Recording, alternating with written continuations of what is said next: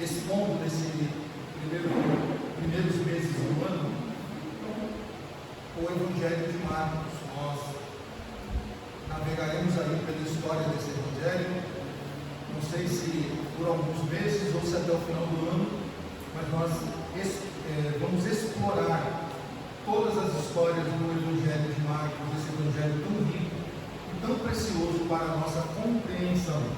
Evangelho de Marcos, capítulo 1, versículos 9 até 11. Evangelho de Marcos, capítulo de número 1, versos 9 a 11.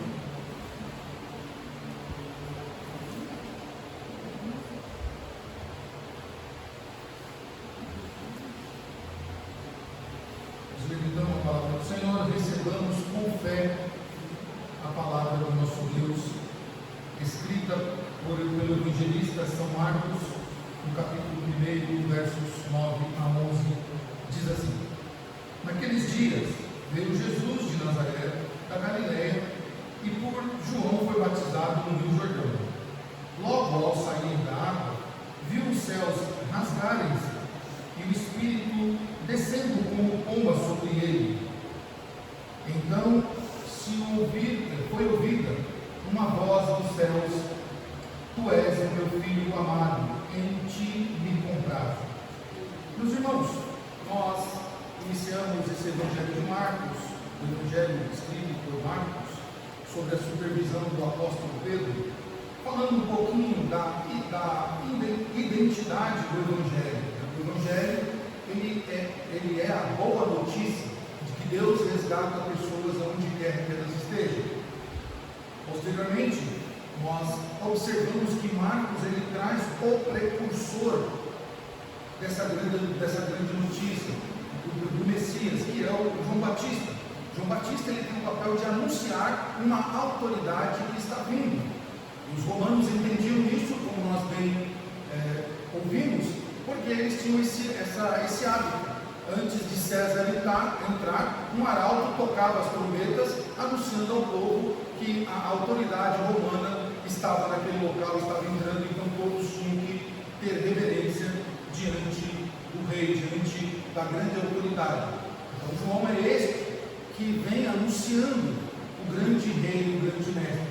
Para os cristãos, então, ao lerem Marcos e ao pregarem posteriormente, eles diziam: não é César a nossa autoridade foi dita, foi anunciada através das bocas de João o Batista, e nós então sabemos quem é a nossa autoridade. Meus irmãos, então se os romanos eles ouviam os arautos anunciarem César como seu grande rei, Marcos então aqui no seu evangelho, ele nos mostra o arauto João o Batista anunciando o verdadeiro rei, Jesus, Filho de Deus. Isso deve ficar bem gravado na nossa cabeça.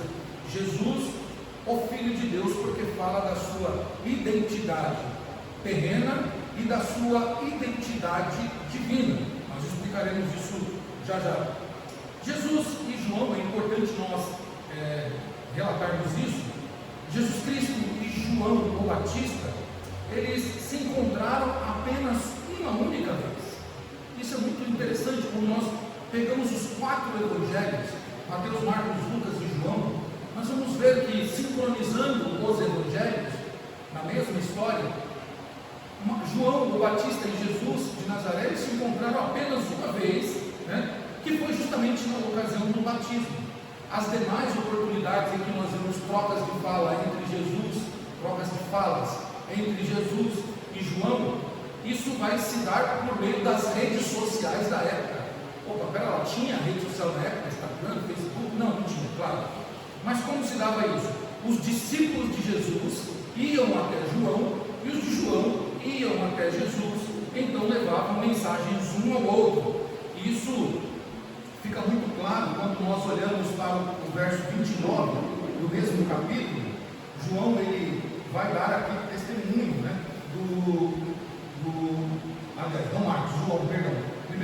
João, capítulo 1, o próprio João vai dar testemunho, não o Batista, mas o evangelista, de que o João Batista teve apenas um encontro. Olha lá só o que diz, capítulo 1 de João, versos 39 29, ao 31. No dia seguinte, viu João a Jesus que vinha para ele e disse: Eis o Cordeiro de Deus que tira o pecado do mundo. É este a favor de quem eu disse: após mim vem um varão que tem a primazia, porque já existia antes de mim. E aí João vai dizer agora no 31: eu mesmo não o conhecia, mas a fim de que ele fosse um manifesto a Israel, vim por isso batizando com água. Então João está dizendo que ele e Jesus não tinham um encontro, sabe? A maioria dos comentaristas concordam com isso. E então nós estamos diante de algo ímpar nos evangelhos. O primeiro encontro do precursor com aquele a quem João anunciava. A boa notícia e o precursor se encontram pela primeira vez aqui. E o verso 9, meus irmãos, ele já começa então a narrar este fato da vida de Jesus, esta ocasião da vida de Jesus. O evangelista Marcos começa dizendo: naqueles dias veio Jesus de Nazaré da Galileia e por João foi batizado no Rio Jordão. O que é naqueles dias? O que seria naqueles dias? Meus irmãos, essa introdução solene do Evangelho de Marcos, ela nos aponta para o contexto grego da história dos judeus aqui. Por quê? Porque mesmo nos documentos históricos já anunciavam o precursor. Nós vimos isso em Isaías, por exemplo. Isaías repete por algumas vezes que virá alguém anunciando o verdadeiro Messias, aquele que iria libertar o povo. Então, João começa dizendo que naqueles dias, ou seja, os dias iniciais do ministério de Jesus, os primeiros passos do ministério de Jesus.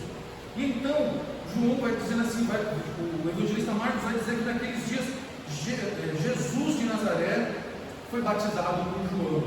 E a pergunta que nós fazemos nesses 11 versículos 9 a 11, é: por que Jesus precisava ser batizado? Nós sabemos duas coisas, uma referente ao texto e uma referente a nós.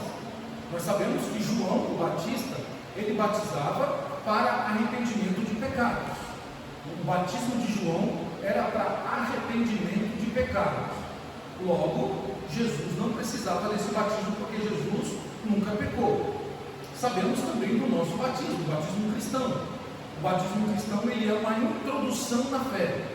É um ato externo de algo interno que já aconteceu. Então, aqueles que se batizam, eles estão dizendo que querer fazer parte daquela comunidade de fé. Jesus também não precisa disso, porque ele é a essência do cristianismo. Então a pergunta é: por que Jesus precisava se batizar? É isso que nós falaremos um pouquinho.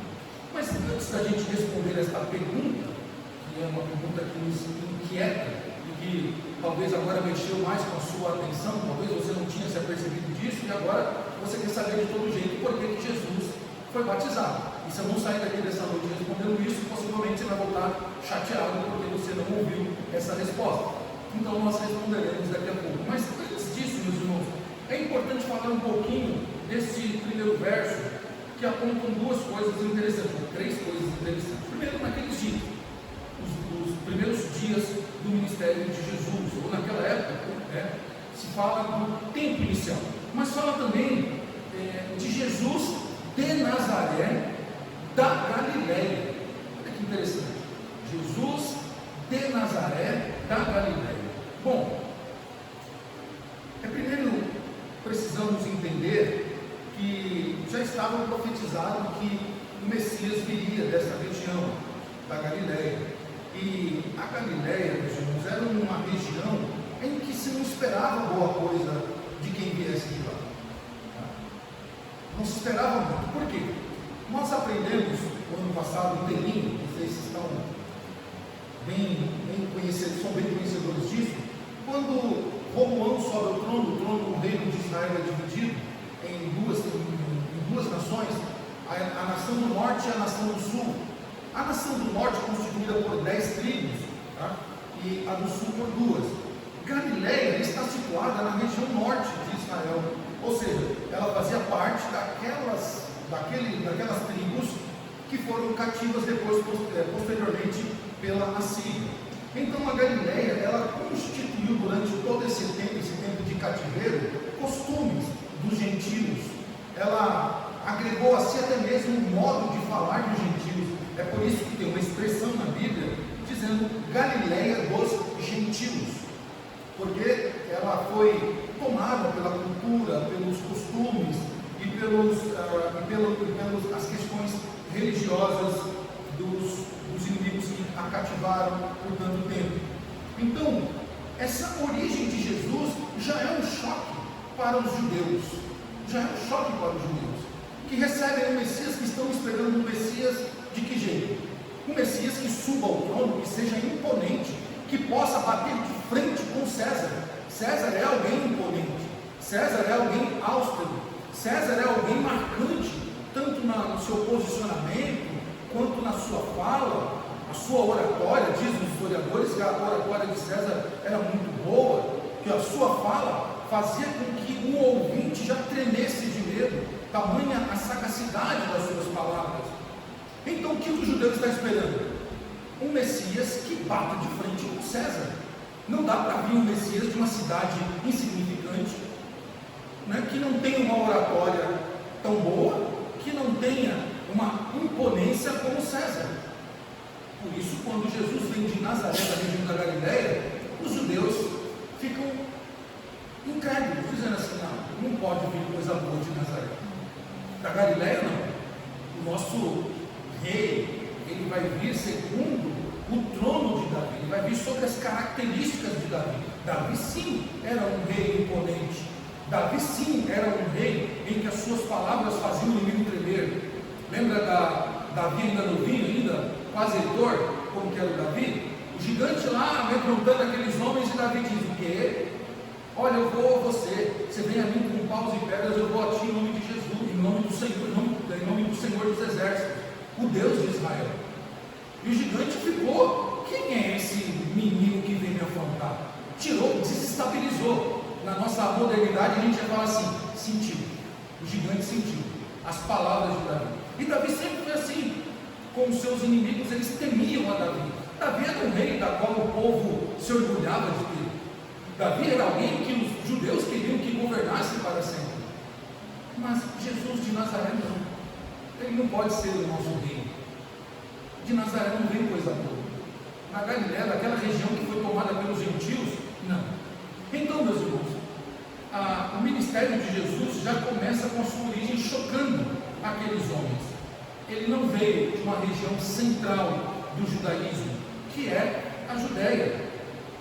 E ainda, ele não veio de uma cidade que tinha por costume as questões religiosas, ou estava no centro do templo, ali próximo ao templo. Jesus veio de uma cidade distante, de um povoado em que já sofria uma discriminação histórica.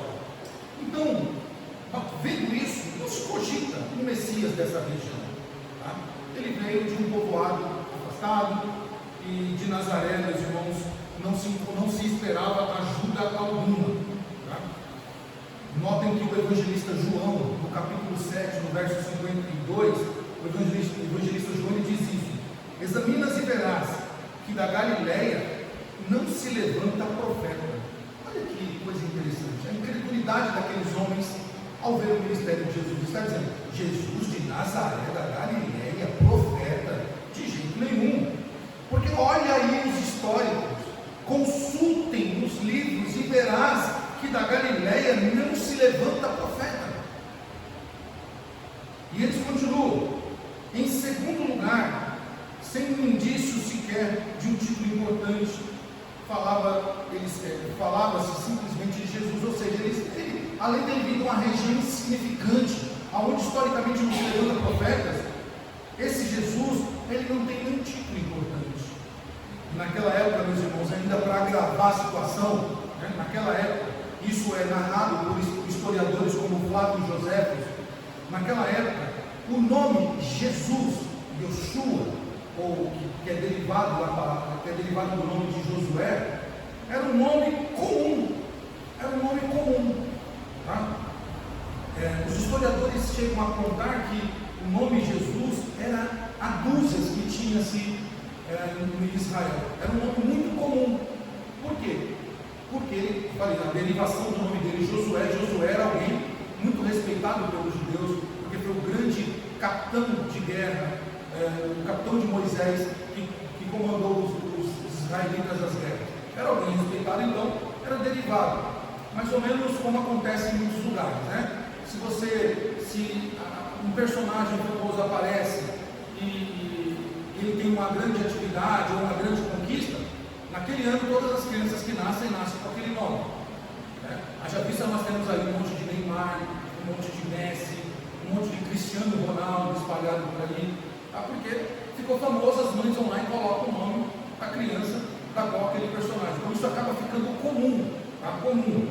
Então havia-se muitos Jesuses naquele tempo. Não existe a palavra Jesus, tá? Só para amplificar o plural aí.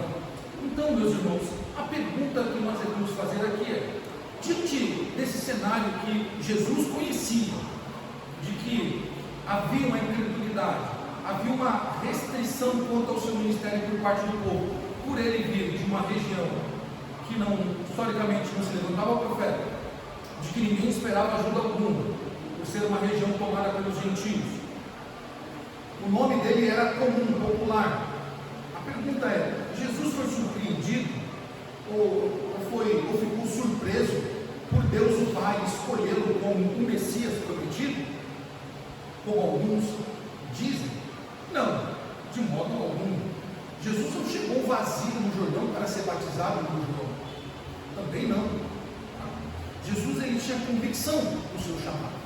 E aqui, uma lição inicial para nós, para mim e para você.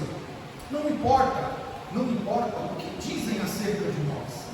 Não importa se olham e dizem assim: de Dionísio pode sair alguma coisa boa. De Dionísio historicamente não se levanta ninguém famoso. De Dionísio não tem ninguém que desbrava as fronteiras. Não importa o que os outros dizem. Importa é o que Deus está fazendo na nossa vida. Importa é o trabalhar de Deus na nossa vida.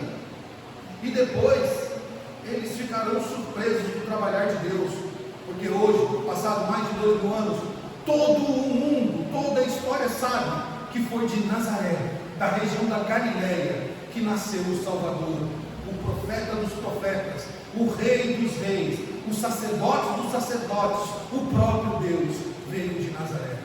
Então, a primeira lição que nós podemos aprender é isso: não importa o que dizem de nós, importa o que Deus está fazendo na minha e na sua vida. Bom, então voltando ao texto aqui, meus irmãos, Marcos nos mostra aqui dois sinais, ou mostra alguns sinais, melhor dizendo, que confirmam a messianidade de Jesus, tá? A messianidade de Jesus. Primeiro, nós vemos dois pontos interessantes no versículo 1 e no versículo 7, né? Marcos nos mostra que Jesus ele foi chamado por Deus para ser o Messias, tá? Isso foi decreto divino. Jesus, o próprio Deus encarnado, ele era o Messias de fato, narrado pelo apóstolo, pelo evangelista Marcos e pelos demais escritores. Já no versículo 1 do texto que nós lemos aqui de Marcos, o nome Jesus foi moldado numa unidade com o título Cristo. Vejam só, Marcos começa dizendo: Evangelho, princípio do Evangelho de Jesus, nome humano, falando da humanidade de Jesus, né? Princípio do Evangelho de Jesus, o homem, mas ele coloca ainda um atributo, Cristo, falando do seu título, ele foi ungido por Deus. E agora Marcos fala da sua natureza, filho de Deus. Então nesse primeiro versículo nós temos a prova da divindade, da humanidade de Cristo, Jesus, o nome humano dele, o seu título, Cristo, ele foi ungido por Deus, e a sua natureza é divina, ele é filho de Deus. Logo no começo Marcos nos mostra isso, mas também ainda um segundo sinal, e esse segundo sinal é dado com a apresentação daquele que batiza com o Espírito Santo, que foi prometido. Então, quem é que vai trazer a bênção sobre a igreja, o preenchimento espiritual sobre a igreja? Cristo, o ungido de Deus. Aquele que foi ungido por Deus, agora ele vai também ungir a igreja. Ele veio porque era ele quem precisava precisava batizar a sua igreja com o Espírito Santo. E nós vimos isso, e foi expresso isso na vida da igreja por todos os tempos. Bom, mas a questão então que nos mexe com a nossa cabeça é: por que Jesus precisava ser batizado se ele não tinha pecado? E se ele não precisava ser inserido na fé cristã, porque ele é a própria essência do cristianismo? Bom, pelo menos 4 coisinhas aqui interessantes servem de resposta para nós. A primeira, meus irmãos, Jesus foi batizado porque era necessário que houvesse a manifestação no seu batismo aqui. O batismo de Jesus veio para revelar, veio para mostrar aos que estavam lá no Jordão, aquela multidão que estava no Jordão, o próprio João Batista, e também posteriormente a todos que saberiam dessa história, tá? Aqueles que foram enviados por Deus para pregar o Evangelho, como nós vimos Pedro testemunhar isso no capítulo 10 de Atos, todos aqueles que presenciaram e aqueles que posteriormente iriam saber, Jesus então se batiza para que todos saibam que ele é o Filho de Deus.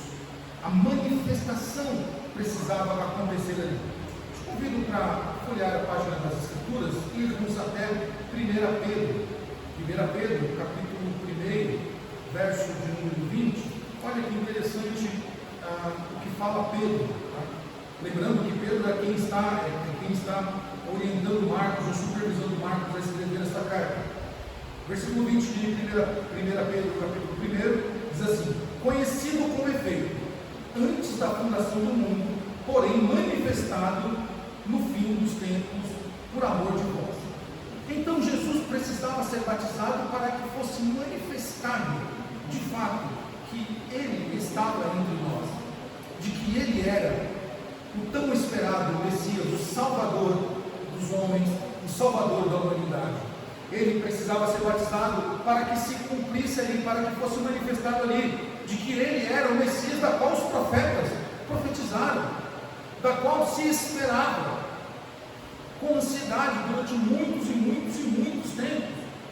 Então a primeira resposta é essa: era necessária a manifestação do Filho de Deus de forma evidente e pública, e isso foi feito no batismo de João o Batista. Mas uma segunda evidência no batismo de Jesus nos ajuda a responder essa resposta: por que Jesus precisava ser batizado? Segunda ideia aqui, ou segunda verdade, é que ele precisava ser batizado por causa da identificação. No batismo de Jesus, meus irmãos, houve uma identificação do Senhor para com aqueles que ele viria a morrer, para com todos os eleitos, para com toda a raça humana, da qual Cristo salvaria, mesmo ele não tendo pecado. A Bíblia afirma isso categoricamente. Mesmo ele sendo Deus, santo, puro, imaculado, ele tomou a aparência, a atitude de um pecador. Ele se fez homem, ele se fez um de nós, ele passou pelo processo humano, ele pagou a dívida do ser humano. Então o batismo de Jesus é para que ele se identificasse conosco, para que ele recebesse sobre si, meus irmãos, todo o nosso pecado. O batismo de João, nós bem falamos, era para arrependimento, sim, e era comum esse tipo de batismo, mas Jesus, sendo puro e santo, ele não precisava, e ele se identifica conosco e submete a um batismo de arrependimento de pecadores. Ele submete a um batismo que era somente para pecadores, para identificação. Naquele momento ele está levando ali o meu pecado e o seu pecado, porque ele se identifica conosco, os irmãos. Jesus, respondendo ou também desmontando aqui algumas seitas que afirmam de que Jesus se tornou filho de Deus ali no batismo, quando ele recebeu as águas, ou foi batizado nas águas. Nós não defendemos isso, que Jesus se tornou filho de Deus quando ele foi batizado, porque ele sempre foi filho de Deus. Pedro acabou de nos falar isso. Aquele que nós não conhecíamos, da qual ele já existia, ele se manifestou entre nós. Então ele não se tornou ali o Filho de Deus, ele sempre foi. Jesus, meus irmãos, é Ele quem concede o Espírito Santo para com aqueles com que ele se identifica. E esta declaração de Deus Pai ali na hora do batismo é muito importante, quando o próprio Deus Pai atesta quem é Jesus, quem é este Jesus.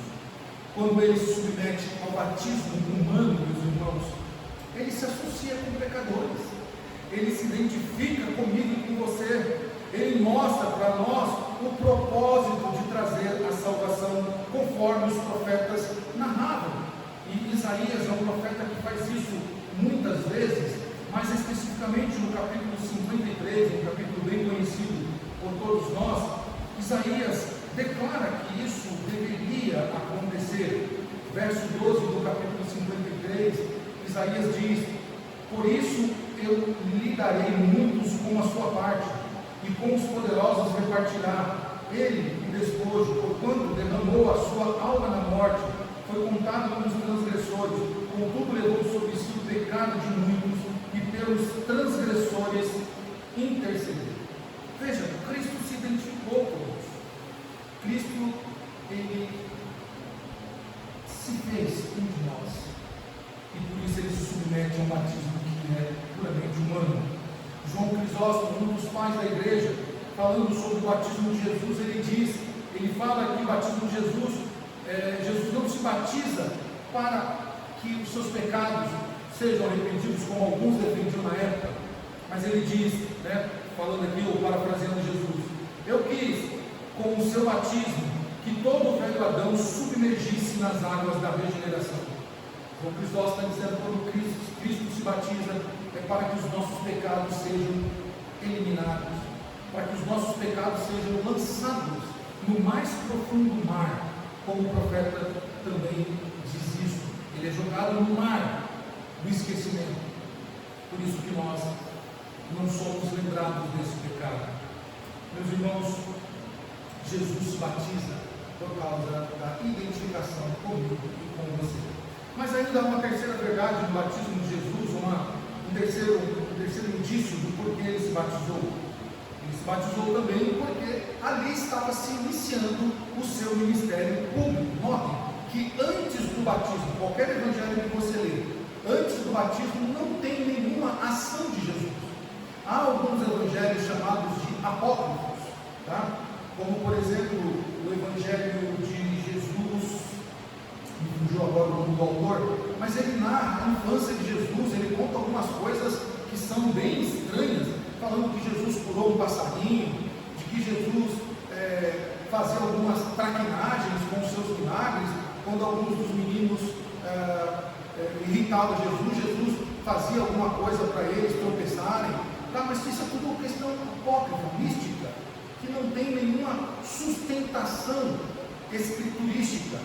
Não há relação com esses evangelhos apócrifos com a palavra de Deus, tá? Então nós ignoramos isso, porque a Bíblia não narra nada do que aconteceu antes do batismo de Jesus. Não narra. Ela narra algumas coisinhas lá atrás sobre a sua adolescência, quando Jesus está com seus pais e ele vai pregar no templo, mas há uma lacuna entre o período de infância de Jesus e o seu período de adolescência e juventude. Tá? A Bíblia se calou, e onde a Bíblia se cala, nós nos calamos juntos. Mas aqui, Jesus se batiza porque ali é o início do seu ministério público. O batismo de Jesus, meus irmãos, marca o início do seu ministério. E após o batismo, nós vamos ver que o Espírito Santo desce sobre ele em forma de uma pomba e uma voz do céu declara. É isso que diz os versos 10 em diante, olha lá. Logo ao sair da água, viu os céus rasgarem-se e o Espírito Santo descendo como uma pomba sobre ele. E o verso de número 11 diz: então foi ouvida uma voz dos céus: tu és o meu filho amado, em ti me comprazo. Então, este é um momento crucial, meus irmãos, para reconhecer publicamente a identidade de Jesus como o Filho de Deus, o Messias. Se alguém precisava de algum fato verídico alguma prova sustentável, então aqueles que estavam ali às beiras do Jordão, então puderam ouvir o próprio Pai dizer: este é o meu Filho amado, em quem me comprazo. Meus irmãos, que coisa linda! E notem que essa expressão, né, este é o meu Filho amado, em quem me comprazo, vai ser ouvida algumas vezes, tá? Em alguns outros textos, os evangelistas vão narrar pelo menos 3 vezes esta palavra, ou esta frase. Uma delas é no Monte da Transfiguração, quando o próprio Deus atesta de novo que Jesus é o Filho amado em quem ele se alegra. Tá? Então, eles ouviram isso pelo menos 3 vezes, que Jesus era o ungido de Deus. Ele foi ungido do Senhor, meus irmãos. Ele foi ungido pelo Senhor. E ali estava iniciado então o seu ministério. Agora nada faltava para que ele pudesse então curar as pessoas, expulsar os demônios daqueles que estavam cativos pelo inimigo, fazer milagres, sinais e prodígios. Agora ele podia então dar início ao seu ministério. E o interessante sobre essa questão da unção de Jesus, ou seja, do Espírito sendo derramado sobre Jesus, que o evangelista Lucas, tá? Ele é o único que narra algo que aconteceu no batismo aqui de Jesus. Lá no capítulo 3, versos 21 a 22, somente Lucas narra isso que nós vamos ler aqui, tá? Este trecho falando desse ato de ungir Jesus. Lucas diz assim: e aconteceu que, ao ser todo o povo batizado, também foi Jesus, e estando ele a orar, o céu se abriu. Então aqui nós temos uma informação que os outros evangelhos não dizem. Jesus orou ali no seu batismo, e então o céu se abriu, e o Espírito Santo desceu sobre ele em forma corpórea como pomba, e ouviu-se uma voz do céu dizer: tu és o meu Filho amado, em quem me comprazo. Então, nós vemos aqui Lucas narrar coisas que aconteceram ali que os outros evangelistas não falam. Ele orou, né? Uma pomba desceu ali de uma forma corpórea, trazendo uma unção de cima para a vida de Jesus. Mas olha que interessante, alguns afirmam, meus irmãos, que Jesus ele recebeu o batismo com o Espírito Santo, tá? Então ele foi o primeiro a ser batizado. Nós preferimos ficar com a interpretação, ou uma interpretação mesmo da maior parte dos comentaristas, que entendem que o batismo de Jesus está ligado a Êxodo 29, 4:6. Lá em Êxodo 29, 4:6, os sacerdotes, antes de exercer o seu sacerdócio, eles precisavam ser lavados, eles precisavam passar pela água, tá? Eles precisavam, claro, ali é um ato de purificação, eles precisavam ser purificados, lavados pela água. Claro que Jesus não tem pecado, vamos repetir sempre isso, mas ele está sendo purificado não para tirar os seus pecados, mas para que os nossos pecados fossem levados por ele, para nunca mais sermos condenados por esses pecados. E aqui, meus irmãos, nesse trecho, já se tiraram muitas conclusões equivocadas. A primeira é de que Jesus foi batizado por imersão, porque o texto diz que Jesus sai da água. Então alguém diz assim: se ele saiu da água é porque ele entrou na água, então pressupõe imersão. Não pressupõe imersão. Também não pressupõe aspersão, que é o que nós fazemos.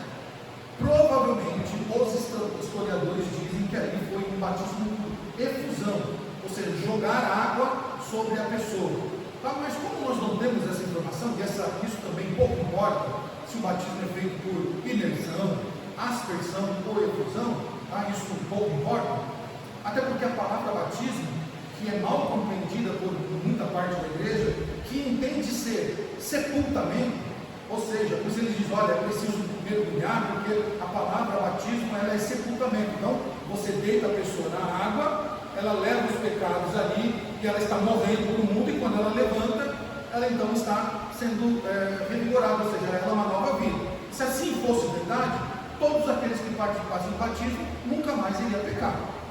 E eu e você acham que somos provas de que isso não é verdade. A palavra batismo, meus irmãos, também aparece nas Escrituras, principalmente no Antigo como lavar as mãos, como lavar objetos.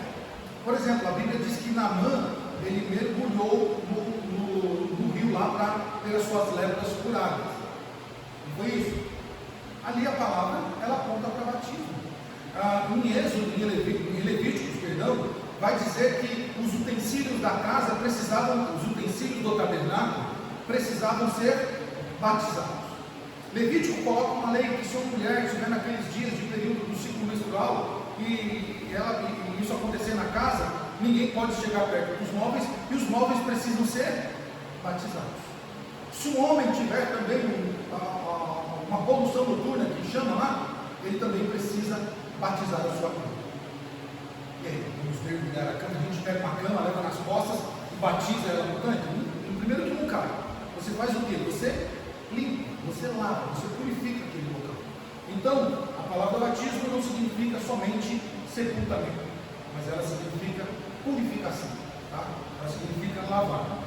E a outra conclusão que as pessoas tiram desse texto, meus irmãos, é sobre essa rápida menção que o texto fala sobre a pomba. Foi ouvido uma voz do céu, né, em que, aliás, voltando para o versículo, né? Logo o sol sai da água, viu o céu se rasgando e o Espírito Santo como uma pomba sobre ele. Bom, alguns ao longo da história tentaram criar muitas cenas sobre esta pomba. De certo, foi uma pomba mesmo, que veio sobre Jesus e depois em Atos 2. Outros diziam que era somente as silhuetas de uma sombra. Outros diziam que alegoria, figurado, etc. Mas, por exemplo, os gnósticos, um gnóstico chamado Serinto, ele ensinava uma heresia de que o Jesus histórico, ele recebeu aqui o título de Cristo no batismo, tá? Esse título veio de cima. Então, a partir daquele momento, Jesus estava se tornando o Cristo, tá? Porque aquela pomba veio sobre Cristo e então o separou, o ungiu para ser o Messias. E muitos comentários hoje, meus irmãos, lembram essa afirmação quando explicam, ou quando tentam explicar de que Jesus recebeu o batismo com o Espírito Santo, como mais tarde os próprios discípulos lá em Atos 2 iriam também receber na noite de Pentecostes. Tá? Ensinam a mesma heresia. E deste modo, então, se assim fosse, o que batiza com o Espírito Santo é transformado em alguém que carece do Espírito Santo. Seria algo contraditório no texto. Aquele que batiza com o Espírito Santo, não foi isso que João disse, né? Lá no texto, olha só, se você voltar uns versículos atrás, João vai dizer que após ele viria um que batizaria com o Espírito Santo. Então, como é que Jesus recebe o Espírito Santo se ele é quem batiza com o Espírito Santo? Não faz muito sentido isso aqui, né? Seria algo contraditório. De acordo, meus irmãos, com a interpretação da voz que vem do céu, não de nenhum comentarista, mas da voz que veio do céu. O Espírito não veio sobre Jesus para efetuar algo nele, mas para demonstrar algo, expressar algo que era oculto, autenticar algo que todos precisavam saber. E o que é que o Espírito Santo fez na vida de Jesus? Então, segundo o texto bíblico, meus irmãos, Jesus recebe o batismo, Jesus recebe o Espírito Santo ali, e então o céu rasga.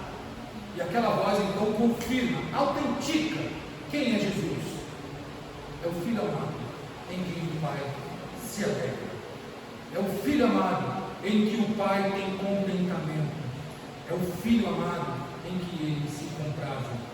E isso, meus irmãos, deve ser maravilhoso para nós. Pedro, lá em Atos, nós vimos isso, Atos capítulo 10, Pedro relembra a igreja desse dia. E é preciso que eu e você lembremos desse ato. Jesus é o Cristo, o Filho de Deus, em quem o Pai se alegra. E por fim, meus irmãos, Jesus é batizado por João para certificação. Jesus então foi batizado para receber uma declaração legal de quem ele era.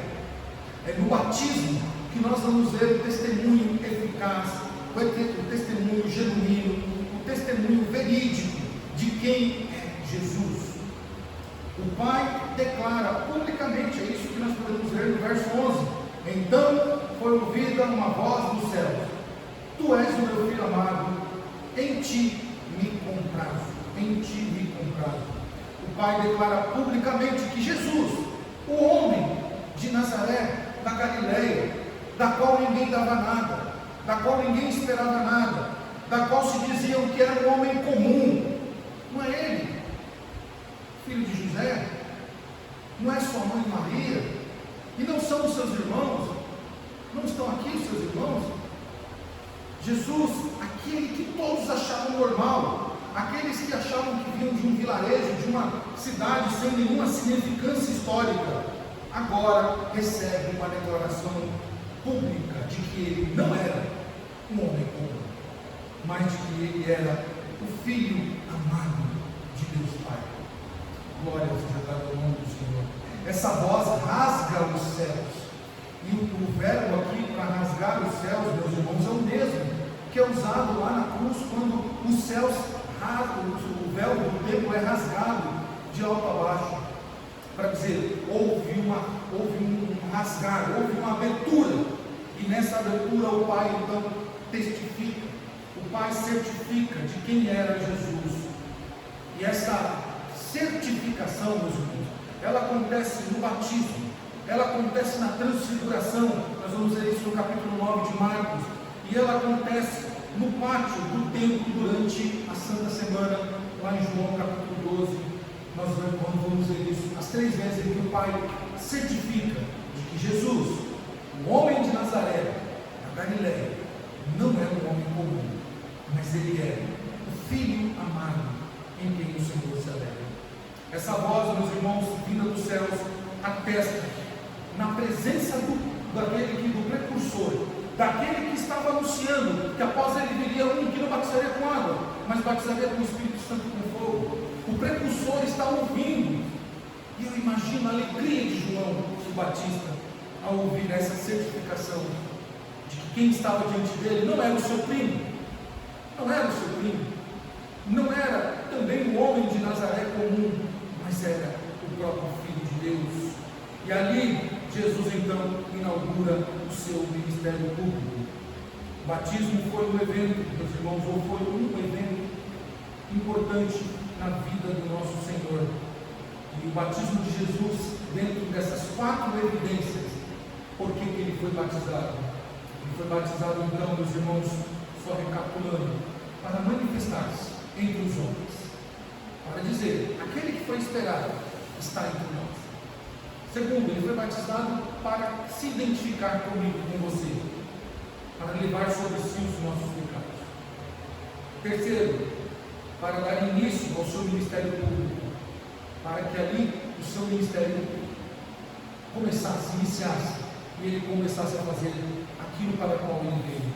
E ele foi separado por Deus, ungido por Deus Pai, com testemunho, com confirmação, com a certificação de que ele era o Filho amado do Senhor Deus Pai Todo-Poderoso. Então, meus irmãos, diante disso, eu e você podemos ver 2 coisas importantes neste texto de Marcos 9 a 11.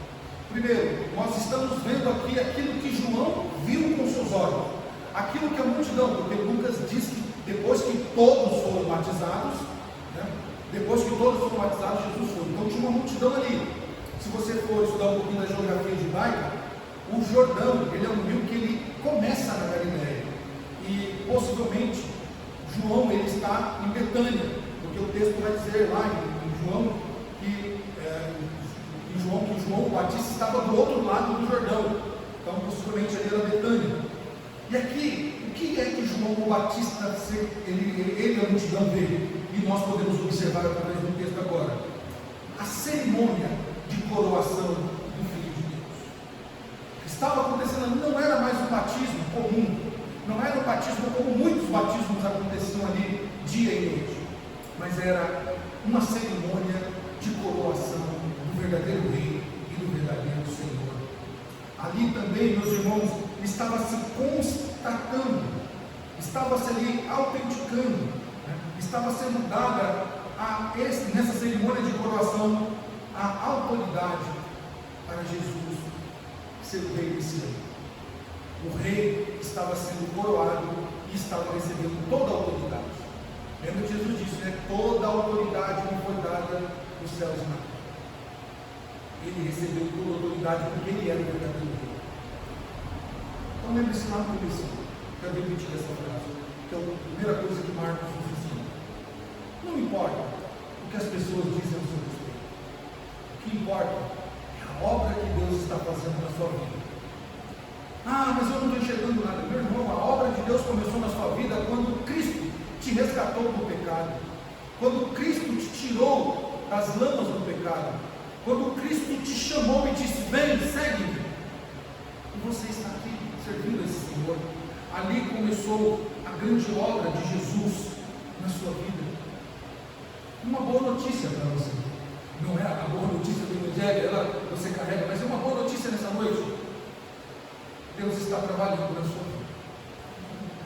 Deus está trabalhando na nossa vida. Talvez você não esteja vendo. Talvez as dores da vida, talvez as lutas constantes, talvez as más notícias estejam fazendo eu e você não enxergar. Mas Deus está trabalhando na nossa vida. Glória seja dada ao nome do Senhor.